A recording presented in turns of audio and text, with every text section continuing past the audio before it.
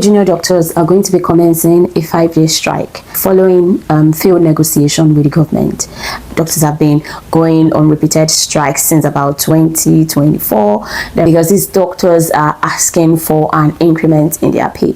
And I've seen a few articles, video on some media platforms that have portrayed doctors as being greedy and being inconsiderate. But the real question is, how much do doctors deserve to be paid? Now, this is not just about the UK scenario or the UK situation. This is about asking a general question. How much do doctors really deserve to pay? And I feel like being able to find an answer to this question will be able to solve the problem of, are doctors really well paid, or are they just being greedy? And so I hope that by the end of this discussion today, you will be able to give an answer to that question. So let's just go ahead with this discussion today. Hello, my name is Blessing and I am a doctor working here in the UK.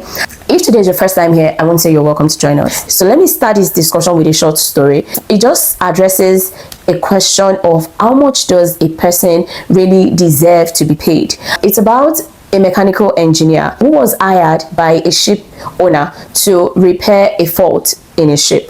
The engineer came, and to the amazement of the ship owner, the whole fault, which he thought was a really big issue, I was going to take this engineer hours to sort out, only took this engineer a few minutes.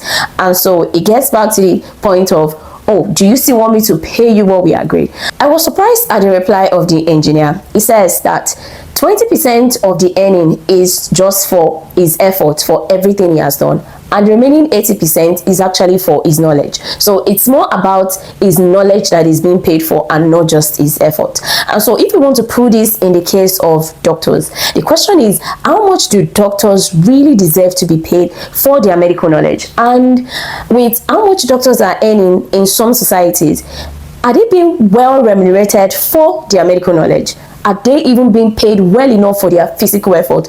Talk more of their medical knowledge. And so let's talk about in terms of their medical knowledge. Now, it takes a doctor a number of years and so much effort to be able to earn that degree of being a doctor. I'm sorry, I'm not trying to say that people in some other specialties do not study for a long time, neither do they not read for a long time. But then you will definitely agree with me that medical training is one of the most tedious and most intensive training in any field of endeavor. And it's not just about sitting down reading books. You have to write a lot of exams, you have to go to classes frequently, and it takes a whole lot. And for example, in Nigeria, where we study medicine for at least 6 years, sometimes it could even be more than those 6 years, and those 6 years, it's almost like there is nothing else that exists in your world than just the routine of being a doctor. That is how intensive and how tedious it is to actually become a doctor. Now, a lot of other things also goes into that. People have to take large loans in some societies in order to fund their medical education. So it's not just that it's offered to you on a platter of gold, and it is not the situation for some other professions. So I'm just trying to say that it actually costs a lot to acquire the medical knowledge.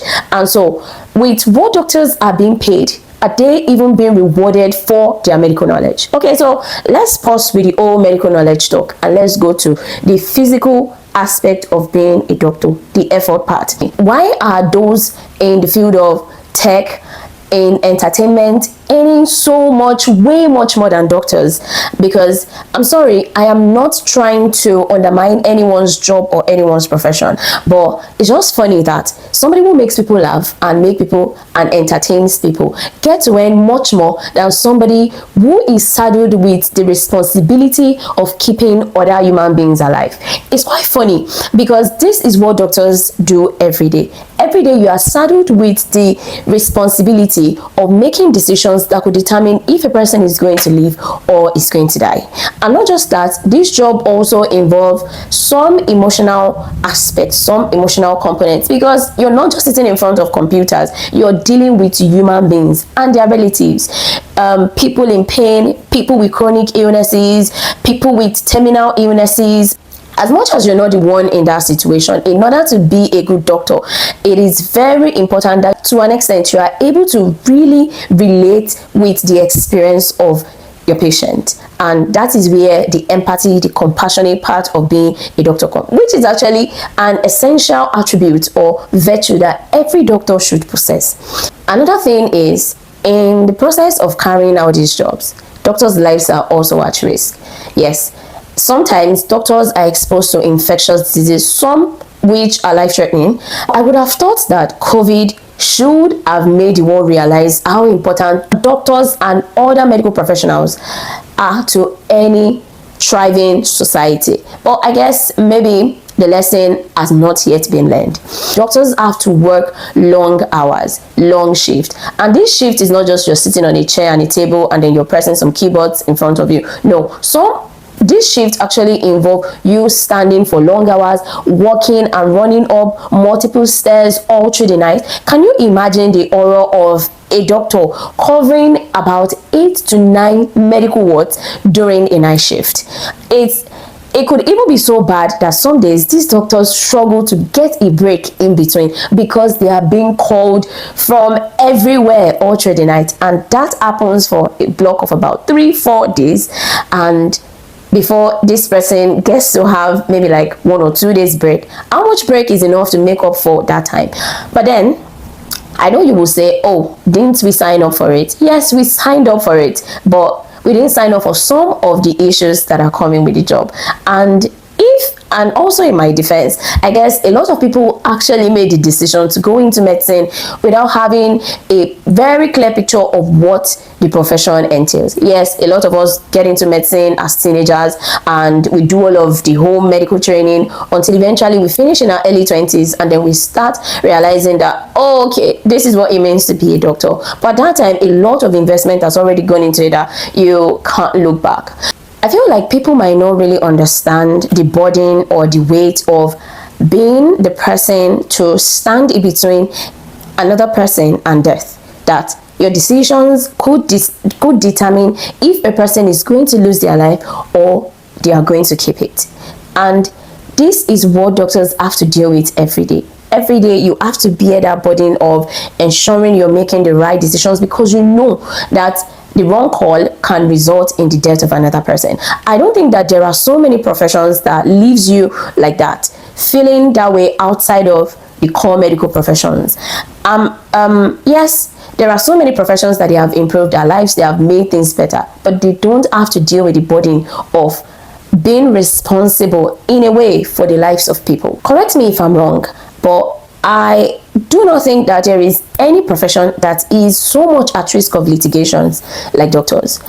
In recent times, doctors are so subject to litigations, and this is another anxiety that doctors in recent times have had to live with. And truly, I understand why all of those things have to be in place, because it's also to protect the sanctity and the nobility of the profession, and it's all right. But then, even when it doesn't happen to you and you hear another person's story, it always sounds like that could have been me. And every day you live with that anxiety of, oh my God, I hope this never happens to me. So it doesn't just end with the fact that it happened to someone else, but also the fact that you are at risk of a similar fate. And so this might not mean anything to someone else, but then it could mean a lot to somebody who has to live with this every day for many years.